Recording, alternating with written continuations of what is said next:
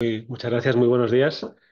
Y vamos con la presentación de este trabajo que, como el título indica, un título bastante largo y transparente en ese sentido,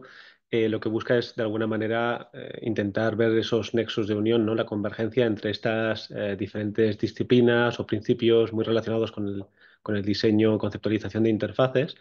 y la disciplina o la práctica profesional también del SEO, de posicionamiento en buscadores. En esta diapositiva he intentado recoger una síntesis de lo que es un poco la evolución de los buscadores, sobre todo centrándonos en el caso particular de Google, que es el buscador más utilizado en general en todo el mundo y en concreto también en España. Y es una evolución en la que se observa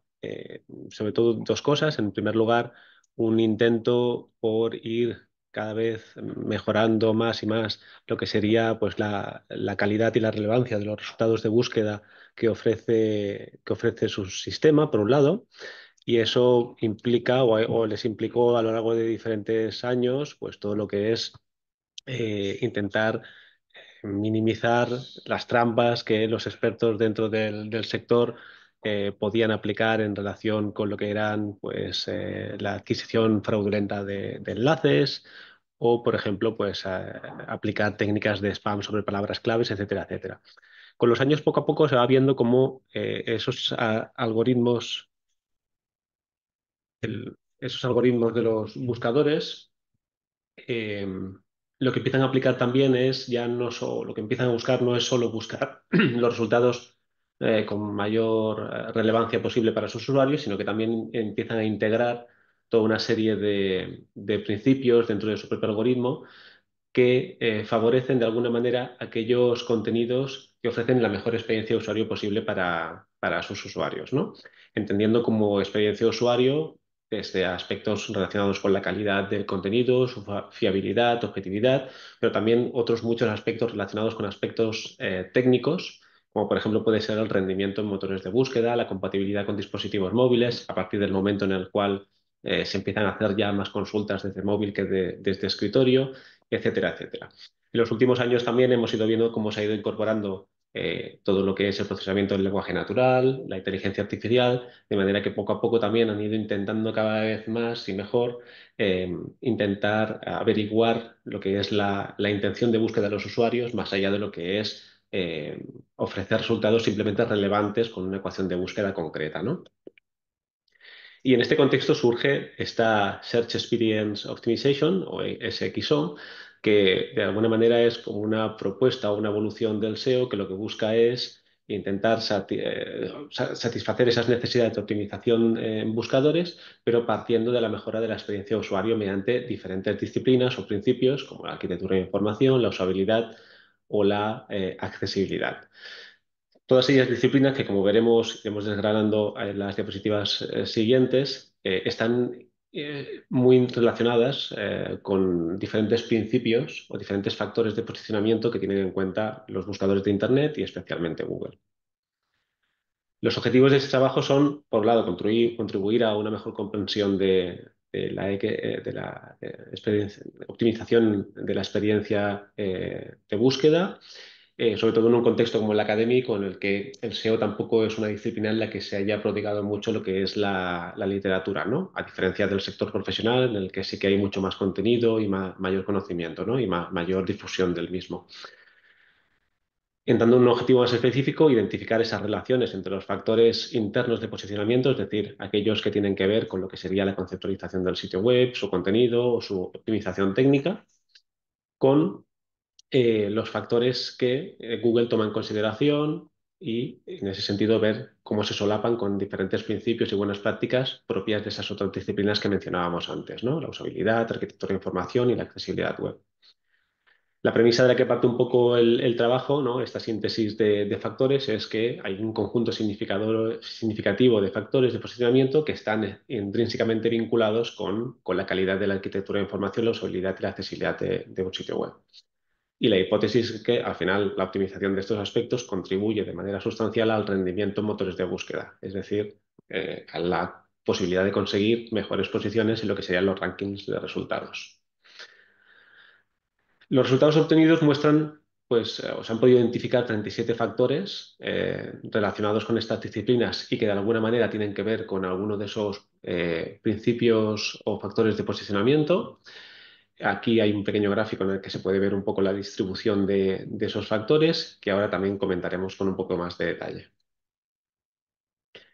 En la primera categoría, esta categoría que recoge pues, aspectos relacionados con el rastreo, la indexación y la recuperación de la información, pues es evidente pues, que para aparecer en motores de búsqueda, ¿no? En primer lugar, lo esencial pues, es tener un sitio web fácil de rastrear y de navegar por los usuarios, que al final son dos elementos que en el momento en que se optimizan pueden favorecer tanto uno como otro perfil de usuario, entendiendo a los primeros también como potenciales usuarios del sitio, ¿no? Crear estructuras y jerarquías del sitio fáciles, simples, evitando contenidos huérfanos, es decir, páginas que al final queden descolgadas sin tener relaciones con otras, ¿no? Todos estos elementos, estos dos factores, por ejemplo, tienen mucho que ver tanto con la usabilidad, pero también con la arquitectura de información. No crear estructuras demasiado complejas, con demasiados niveles de profundidad. En general, cuanto más cerca del inicio está la URL que se está intentando posicionar, pues en principio también vamos a conseguir mayor autoridad. Y sobre todo de cara a los buscadores, crear mapas del sitio en formato XML para poder facilitar ese proceso de rastreo e indexación de los contenidos. Dentro de la categoría en la que hemos identificado más factores en común, tenemos esta de palabras clave, creación y utilización del contenido,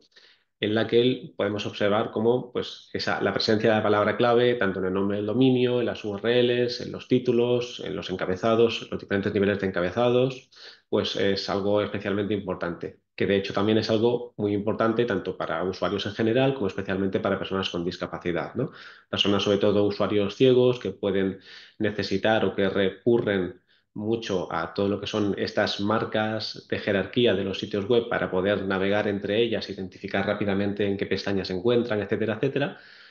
tanto esenciales como para un perfil de usuario como para otro, ¿no? De hecho, el mismo Jakob Nielsen en algunos textos siempre decía que Google es el usuario ciego más rico del mundo, en tanto que al final accede a los sitios web de la misma manera que estos otros usuarios cuando lo hacen con lectores de pantalla, ¿no? De manera lineal, a través del código fuente, etcétera, etcétera. Importante también esa palabra clave en los textos ancla, es otro elemento, otro factor también muy parecido o muy relacionado con la accesibilidad digital, ¿no? Cuando tenemos textos ancla muy poco semánticos, como haz clic aquí o más información, las personas ciegas no saben hacia dónde apuntan esos enlaces, los buscadores les pasa un poco lo mismo en el sentido de que ese texto ancla tan poco semántico no les ayuda a entender cuál es el objetivo o cuáles son las palabras clave para las que puede estar intentando posicionarse la página a la que apuntan. Otros un poquito más controvertidos, por ejemplo, son el nivel de lectura, ¿no? Dentro del sector del SEO siempre se ha dicho que Google tendía a preferir, si bien contenidos relativamente extensos y completos, aquellos que no eran tampoco orientados a un público muy especializado, sino a un nivel de lectura más de quizá a nivel instituto, preuniversidad, eran los que prefería ubicar en las primeras posiciones, ¿no? El uso de listas en el contenido, muy relacionado con lo anterior también, para facilitar la lectura de los textos y simplificarlos, o incluso sumarios con enlaces a las secciones del contenido, cosa que permite de alguna manera también ubicar una síntesis de los términos, de las palabras clave más importantes al principio de los contenidos de la página. Las nativas de texto son otro bloque importante, o diferentes factores que están relacionados con usabilidad y sobre todo también con la accesibilidad y el SEO, ¿no? Incluir esos textos alternativos en todo lo que son elementos no textuales es fundamental para las personas ciegas o con algunas discapacidades también como la baja visión. Y para Google es esencial también para poder entender el contenido de esas imágenes, ¿no? Y, por ejemplo, pues también posicionarlas en lo que serían buscadores específicos como Google Imágenes. Lo mismo aplica también pues, a otros elementos audiovisuales como, por ejemplo, los vídeos, ¿no? Aquí, por ejemplo, en esta captura de pantalla se puede observar cómo los vídeos de TED que tienen las transcripciones en sus páginas, pues esa transcripción queda completamente indexada en el buscador y después es recuperable, de manera que al final el punto de acceso a ese contenido audiovisual, pues no es solo el título o un pequeño resumen, que es lo que acostumbra estar en muchos sitios web, sino que al final es recuperable toda la entrevista o toda esa sesión. Hay unos factores que también desde hace algunos años pues, revisten bastante importancia y que tienen que ver sobre todo con sitios web que tratan temas quizá más sensibles, como por ejemplo temas relacionados con la medicina o temas relacionados con otras disciplinas como abogados, derecho, etcétera, etcétera, que son una serie de factores que tienen que ver con la autoridad, la credibilidad, etcétera, del contenido de esas páginas. Esos factores EAT, Google los recoge en unas directrices específicas para sus propios evaluadores. Dentro de lo que sería el sistema de Google, existe pues, unos sistemas automatizados para evaluar el contenido de las páginas, pero también personas que realizan ese trabajo de análisis manual de los contenidos de ciertos dominios para realizar puntuaciones y a partir de ahí también el sistema, ¿no? La máquina, aprender más y mejor también a partir de esas evaluaciones. Esas guías, a partir de las cuales se hacen esas evaluaciones, están disponibles en Internet y de ahí surgen estos factores EAT, ¿no? Entonces, al final lo que se busca en esos sitios, como decíamos, ¿no? Con contenidos más sensibles, que Google espera que sean de calidad, que no den información falsa, etcétera, etcétera. Eh, Entre otros factores, pues lo que se busca es que enlacen a páginas web de calidad de terceros, es decir, que aporten las fuentes de las cuales han obtenido esa información, que el contenido sea fresco, actualizado y que tengan pues, páginas de política de privacidad, de contacto, que se vea quién está en definitiva detrás de esos contenidos, ¿no? Y aquí podemos ver, por ejemplo, un caso, el Nacional es un diario que, por ejemplo, hace muy buen SEO, se posiciona muy bien en diferentes ámbitos, como es Google Búsqueda y también en Google News, etcétera. Y aquí lo que vemos, por ejemplo, pues es como todos estos medios, ¿no? Al final, todo lo que son diarios y otros medios diferentes están intentando cumplir con esa SEAT, por ejemplo, pues enlazando desde todos los artículos a una ficha en la página del autor en la que se muestra su biografía, otros artículos de los que escribe, sobre los que ha escrito, etcétera, etcétera. Un poco para dar esa transparencia y credibilidad. A partir de 2008, cuando empieza a generalizarse el uso de dispositivos móviles inteligentes y poco a poco luego ya hasta el 2018, que es cuando ya Google definitivamente cambia del índice de escritorio al índice único a partir de dispositivos móviles, en la adaptación de esas interfaces a dispositivos móviles es esencial, ¿no? Y de hecho, pues hoy en día, pues todo lo que no sean sitios web responsivos, que cumplan con ciertas características que las hagan perfectamente compatibles con este tipo de dispositivos, pues van a salir perjudicados de lo que sería el ranking, ¿no? Evitar, pues, utilizar texto demasiado pequeño, crear sitios que no son responsivos o que no están adaptados a móviles o incluso que no son totalmente compatibles con interacciones táctiles, son factores que pueden ir en detrimento del posicionamiento.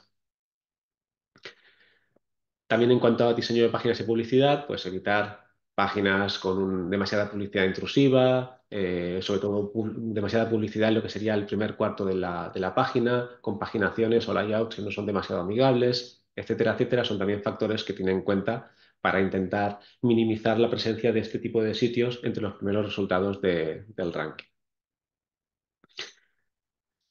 En cuanto a las URLs, pues evitar crear las que tienen una extensión demasiado excesiva, aunque a nivel técnico Google es capaz de procesar URLs muy largas.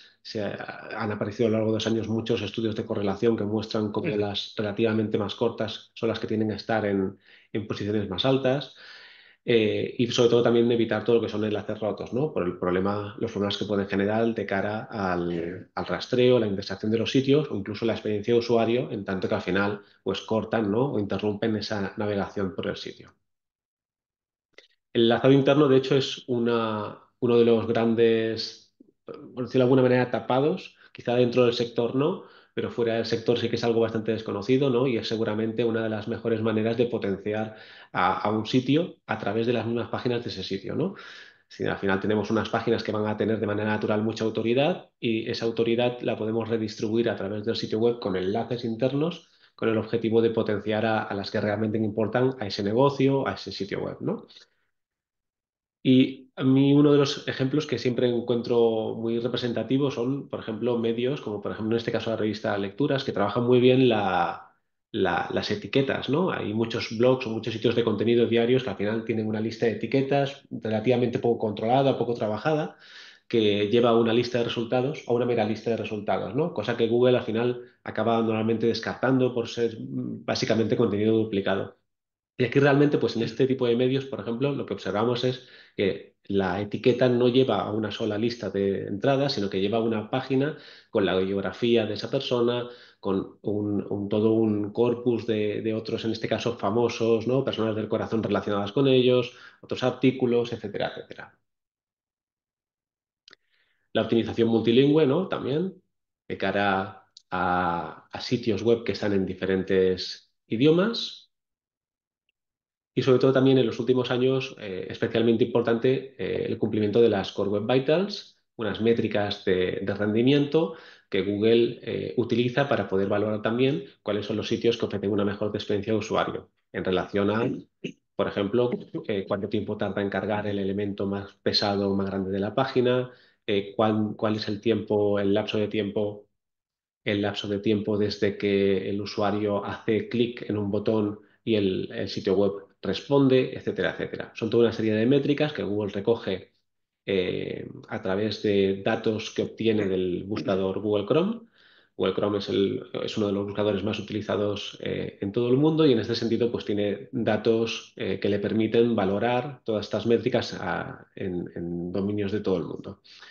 Métricas que además luego también los propios administradores del sitio web pueden consultar en Google Search Console y por tanto ver de alguna manera analizar cómo está en su sitio, cómo está su sitio respecto a lo que sería el intervalo, ¿no? El valor en el que debería moverse de acuerdo con la documentación de Google.